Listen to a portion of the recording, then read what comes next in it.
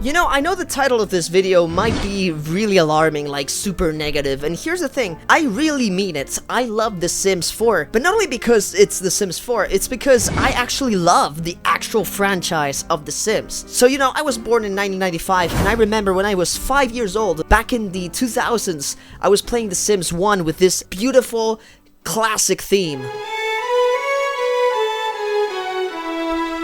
Epic! And then I moved on to The Sims 2, The Sims 3, and then I was really excited for The Sims 4, and The Sims 4 was exciting, but also a huge disappointment. So still to this day, I enjoy The Sims 4, and I like the game mechanics that it has. I love the things they were bringing with content updates and everything, so I think they're doing good stuff with the game. However, I'm gonna tell you what really made The Sims 3 so great, and that Sims 4, for some reason, just threw that to the trash. So The Sims 3, by itself, the base game was already incredibly revolutionary.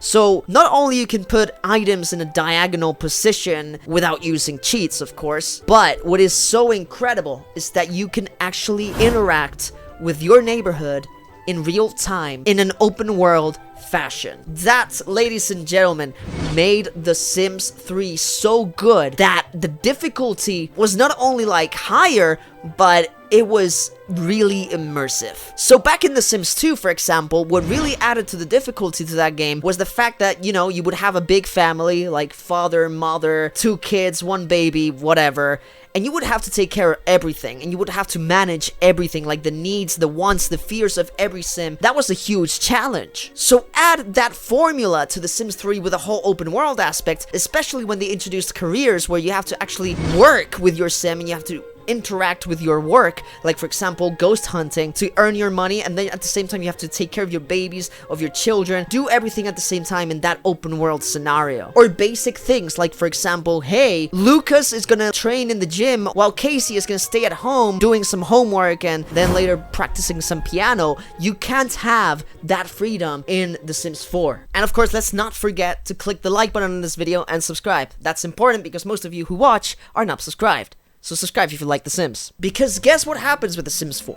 The Sims 4 has a really modern engine and it's phenomenal, but the big problem with The Sims 4 is that that whole immersion with the open world that you had back then in The Sims 3 disappeared. It is 100% gone. Now, they kind of made it like semi-open world. You can actually go out from your home, interact with some people that are walking nearby, you can actually interact with some things in the street, but you don't have the freedom that you had back in The Sims 3. In fact, for example, if you want to pay a visit to your neighbor, you have to go through loading screens. That already by itself is immersion breaking. Or simple things like, for example, you want to go to high school with your teen sim, you actually have to go through another loading screen. There are loading screens all the time, but this is not something that is just like has to do with loading screens by themselves. It has to do with actual immersion and also gameplay. So for example, let's say that I want to control Tim. Tim is a guy that is in high school, like going to class. So you want to control Tim going to class. But at the same time, you would like to control Kate. She is at home, and while she's at home, she has to do the daily task of playing piano for her career as a musician. But you cannot do that in this game because you can't control Sims that are in different instances, that there are different lots. You can do basic things like care for self or practice skill, but you can't do nothing really specific that you really need, and the game doesn't give you the option to do so. But not only these things, but the actual release of The Sims 4 back in 2014 was already a joke by itself.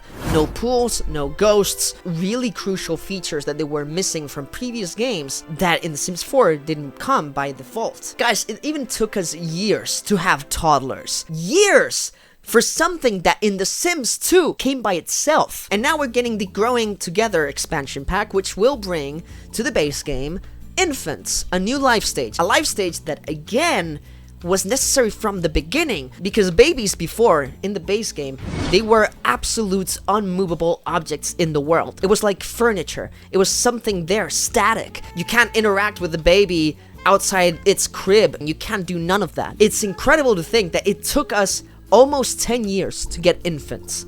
Almost 10 years, guys. And now we got the whole drama going on of EA blocking content through EA Play subscription. Now, for example, there is this sleepover set of pajamas that we all thought it was going to be part of a free update, but no, you have to be part of EA Play, which is a subscription service. You have to pay a monthly fee for that, and you'll get access to those items. But not only that, but it's also exclusive only to console users, which is ridiculous because a lot of people spent $1,000 with this game.